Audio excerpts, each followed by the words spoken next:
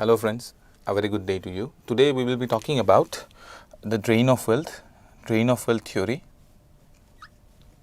And while discussing the drain of wealth theory, we will also look into economic nationalism. And after having discussed economic nationalism, we will also look into the alternative, the nationalist alternative that was provided against the drain of wealth, that is the concept of Swadeshi. Now, before we discuss all of these important topics, let us first take note of a very core concept, a modern concept about the exploitative nature of capitalist economies. Okay, according to Immanuel Wallerstein,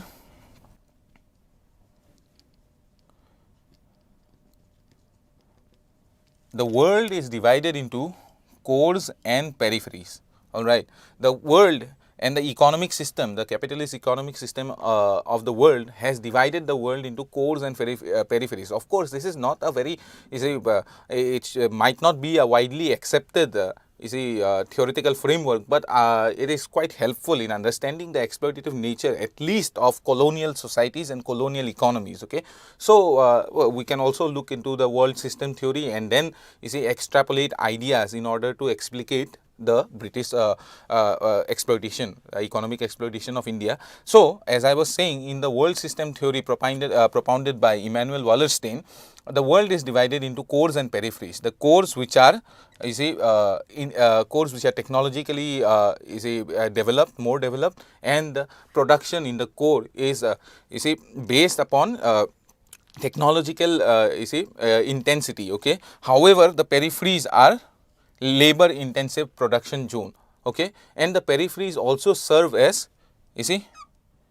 raw material providing zones. Okay, and they also serve as markets, and the relationship between the cores and the peripheries is necessarily unequal relationship. It is based upon exploitation, okay, and unequal development. So development in the core will will be replicated as counter development, that is minus D, in the peripheries. Okay, any kind of industrial or any kind of technological development in the core will be mirrored by counter development in the peripheries. Although the developed technologies might be used in the peripheries itself, okay, technology might be used in the periphery itself, but it is used in such a way as to deprive the periphery of the vitality. Okay, so this is the world system theory, all right, and it is a modern theory. But you see, Indian nationalists had evolved such a theory even before this kind of theories, usually sociological theories, had come about. This theory that was propounded by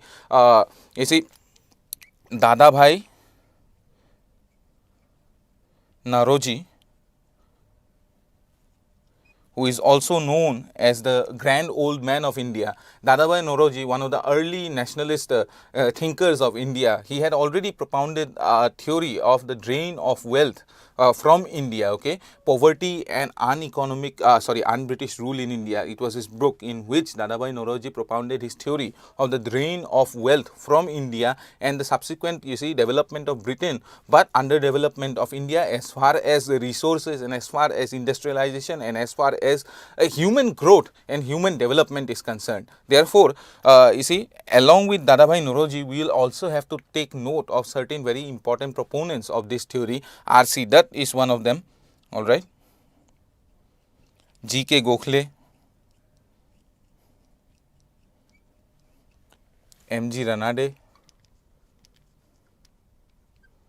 So all of these individuals who are also actively involved in the nationalist cause, they are giving us this this very important theory, that is the theory of the drain of wealth from India, and therefore the uneven and unequal development of India. And it also becomes a matter of a nationalist cause because they nationalize this issue. All right, this issue, they say, is man-made, and therefore this issue can be eradicated. This entire situation of poverty and underdevelopment, it can be eradicated, and therefore it becomes a national issue, an issue of importance for the nation and its development. And it is also, succinctly and very elaboratively and very eloquently put in such a manner so that it is explicable to all sections of the society, so that every section of Indian society, the masses of Indian society can, you see, understand it and also identify with this problem. Okay,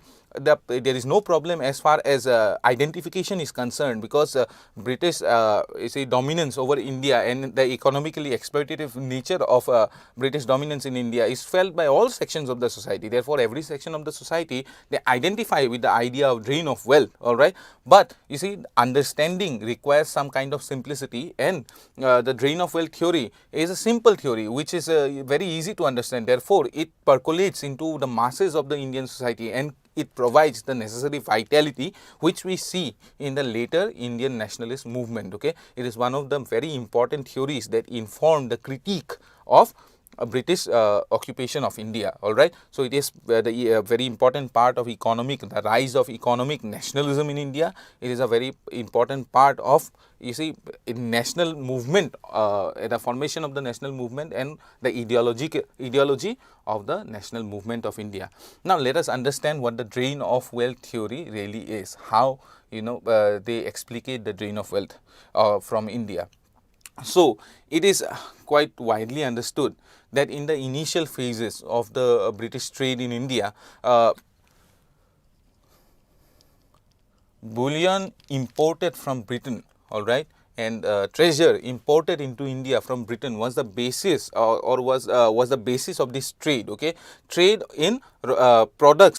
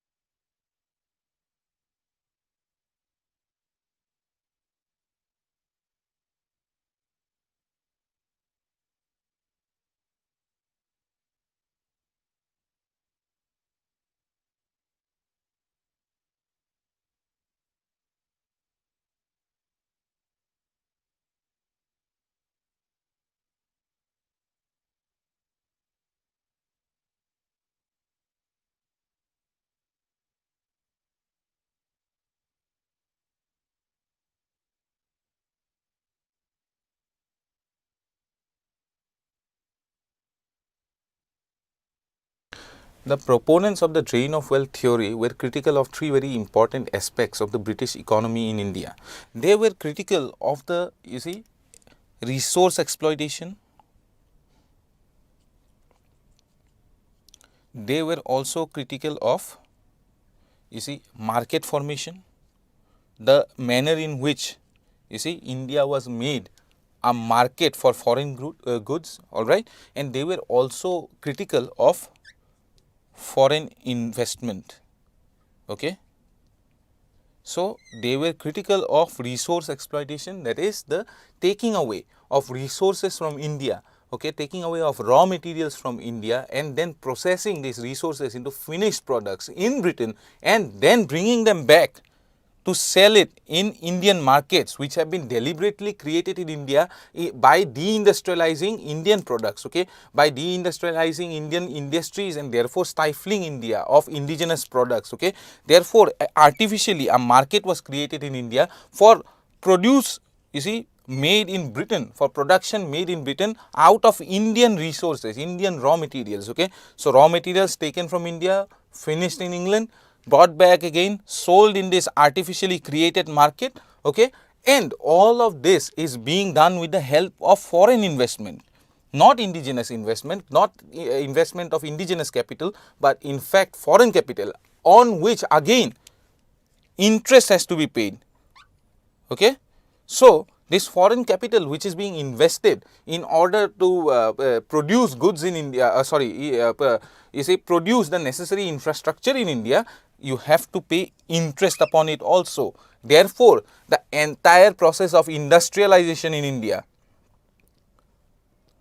becomes suspect. Okay, the entire process of the industrialization of India under the British, okay, and the introduction of railways too, okay, it becomes suspect in the eyes of the proponents of the drain of wealth theory, because industrialization and railways, the introduction of industrialization and railways were not done in order to benefit the Indian you see, masses or the Indian nation, but it was done in such a way that it benefited directly the metropolis, okay, or the metropolitan economy, that is the British economy. Okay. So, railways and industries were you see, introduced in India in such a way that it benefited only the metropolitan economy, and it created a situation of exploitation. It created the exacerbation of the exploitative nature of the colonial rule in India. Okay. Again, with the rise of finance capitalism, okay, and the use of foreign finance in order to you see, institute these changes or introduce industries and railways, as I have already said, the payment of interest, okay, payment of dividends upon foreign investments, all of this is done out of Indian revenues, and all of this is done out of you see, the profits from Indian trade, from profits from the trade based out of India, okay, this uneven trade based out of India, and therefore all of this together, okay, leads to a veritable, you see, situation of extreme exploitation within India. All right. And the drain of wealth proponents were also critical of the taxation regime, because you see, the burden of taxes fell upon the common peasants, okay, fell upon the common citizens of India, all right. The burden of taxes did not fall upon the wealthy middle class, or did not fall upon the capitalist classes of India, but it rather fell upon people who were paying land taxes, people who were paying salt taxes, taxes on almost everything, okay. And this was also draining the useful capital out of India.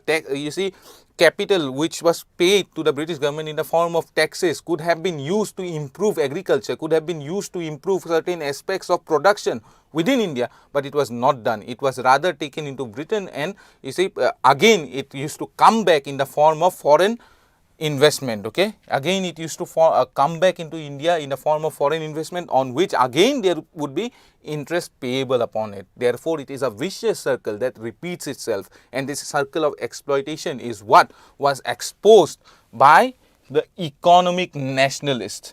The economic nationalists formed the backbone of the ideological content of early nationalism in India. It is from the economic critique of the British rule in India, from books like the Economic History of India, okay, produced by R.C. Dutt, from books such as you see, Dadabhai Naoroji's Un-British Rule in India, okay, Poverty and Un-British Rule in India. From these books, ideological content for early nationalism was derived, and it provided teeth to the early nationalists in order to criticize the British rule in India, all right.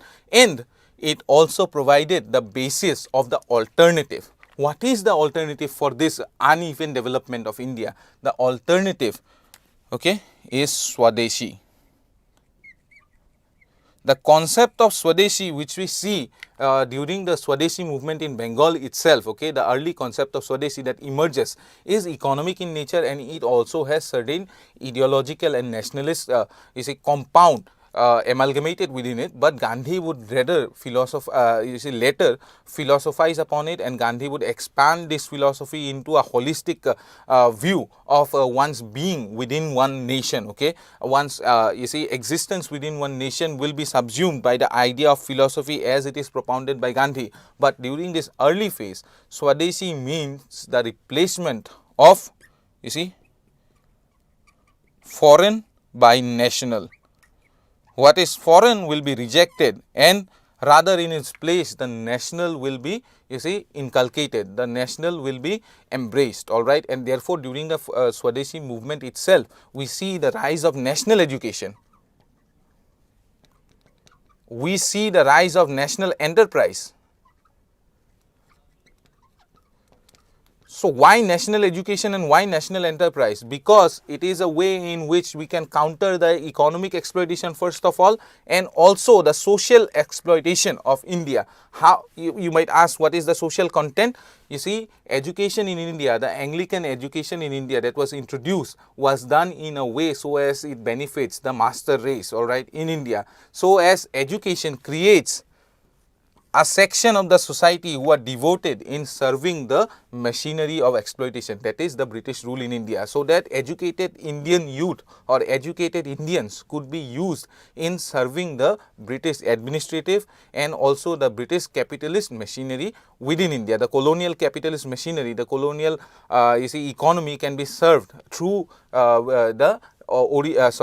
through English education. But national education on the other hand highlighted the importance of vernacular education. National education on the other hand highlighted the great importance of national education in great importance of vernacular education in building up a sense of nationality, and at the same time in building up a group of people who can later on serve national enterprises, okay, because national enterprises alone, you see, is the alternative to British enterprises. And therefore, in the scheme for national enterprises, we see that during the Swadeshi movement itself, various industries such as soap industries, matchbox industries, okay, tanneries, textile industries, all of these come up, all right, and although they fail to make much greater impact, okay, although the impact suggested was much more, all right, however they fail to make that impact, but they prove that British enterprise, okay, can be countered. They prove that British enterprise can be countered, and that there can be successful national and successful national alternatives also built against the British, so as to be able to counter the exploitation of the British through their economic and trade practices, all right. So this in essence is the nationalist idea, economic nationalist idea of drain of wealth.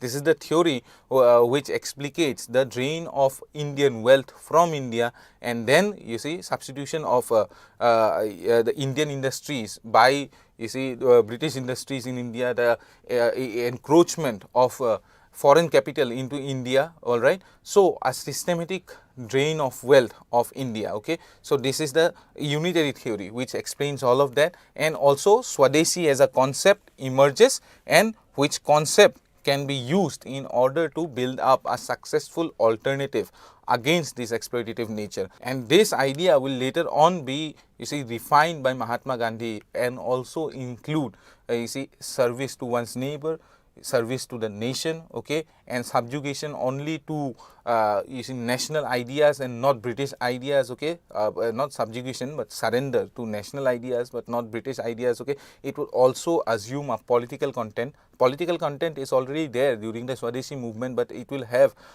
more philosophical connotations attached to it when Mahatma Gandhi refines the entire idea of Swadeshi and then incorporates it within the greater framework of the modality of satyagraha and protest against the British rule of India. So I hope that all of this is clear to you. I hope that you will be studying hard and working hard.